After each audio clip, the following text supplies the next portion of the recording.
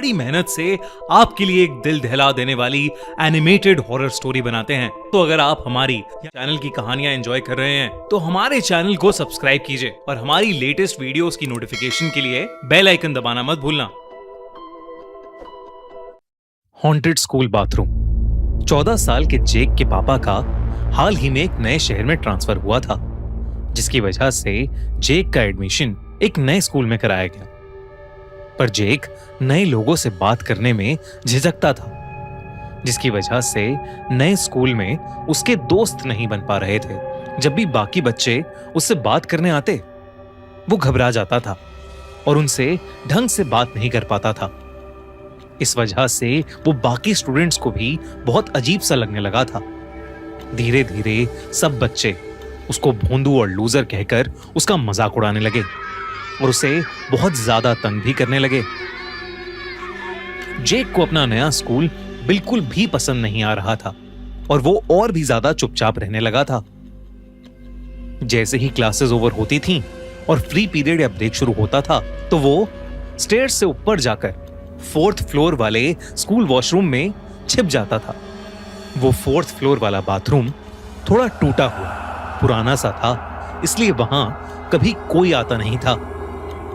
पर एक दिन लंच ब्रेक में जब वो बाथरूम में बैठकर छुप कर रो रहा था, तभी उसे बाथरूम में किसी के घुसने की आवाज आई और वो और भी ज्यादा डरने लगा, क्योंकि उसे लग रहा था कि उसके क्लास के बदमाश बच्चे उसे ढूंढते हुए वहां आ गए हैं। जेक ने घबराते हुए बाथरूम के केबिन के नीचे से झांका तो उसे किसी के फटे पुराने जूते और किसी आदमी के पैर दिख रहे थे।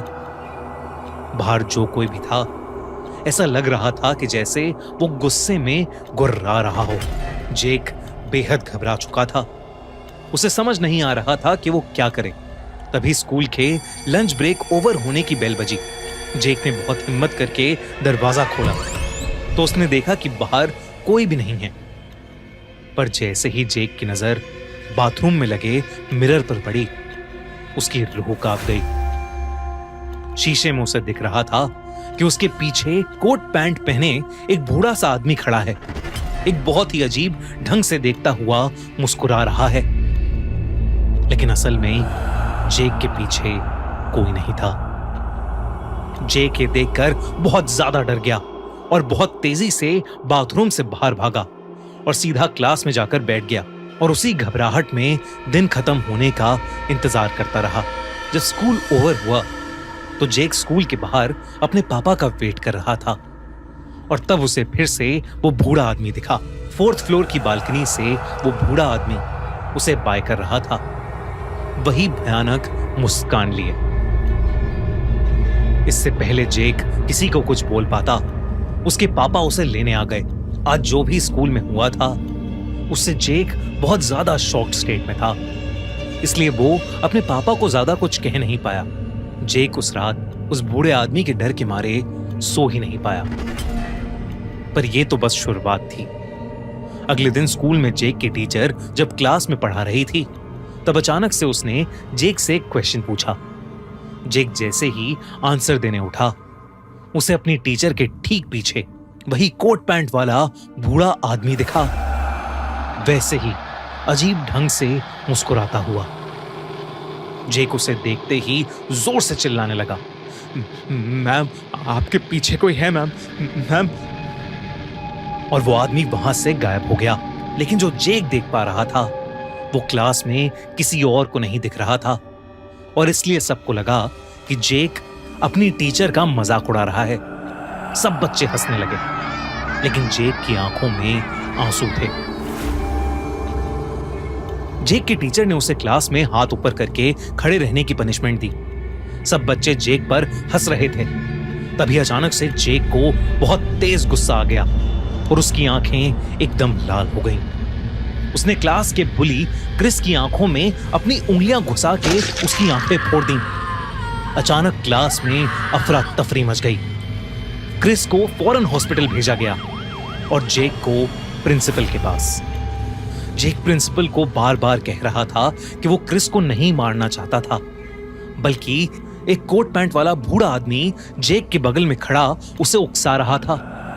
वो बार बार उसे बोल रहा था, hit him, you should hit him, यानी मारो उसे। और फिर जेक को समझ ही नहीं आया कि उसका हाथ अपने आप कैसे उठा और उसने अपनी उंगलियां क्रिस की आंखों में कैसे घुसा दी।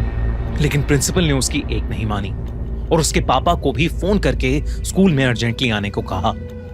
जेक बार बार प्रिंसिपल से रिक्वेस्ट कर रहा था, लेकिन वो प्रिंसिपल उसे डांटे जा रही थी।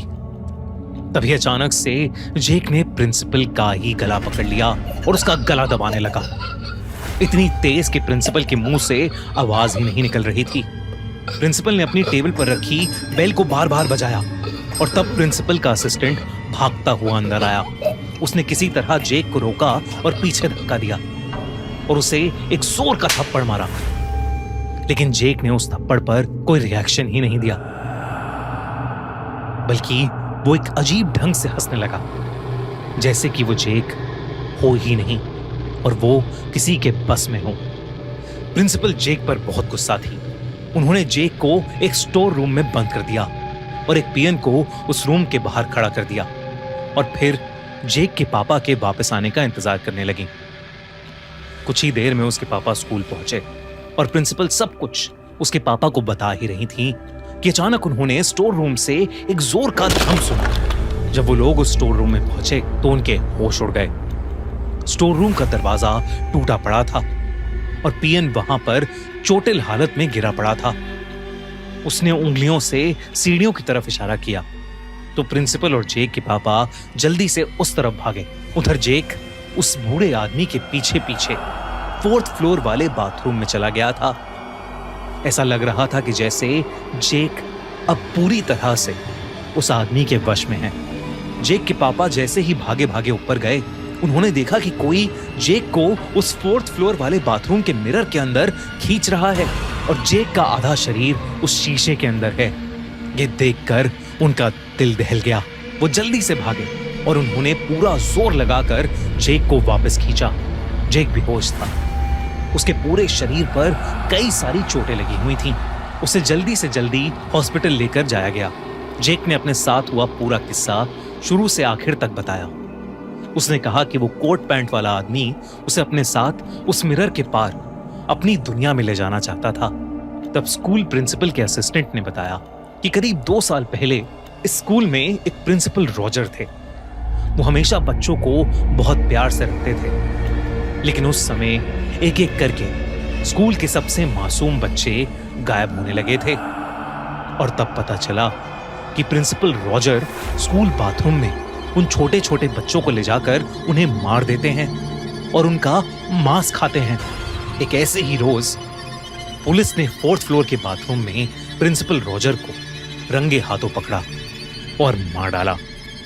तब से वो 4th फ्लोर का बाथरूम बंद पड़ा था और कोई उसे यूज नहीं करता था।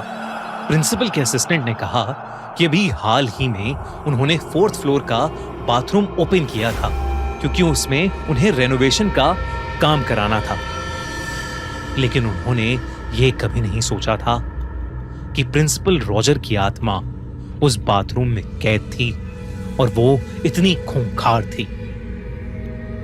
उस इंसिडेंट के बाद पूरे 4th फ्लोर की क्लेंजिंग कराई गई और उस बाथरूम को हमेशा हमेशा के लिए बंद कर दिया गया। आज भी उस स्कूल में 4th फ्लोर पर कोई नहीं जाता।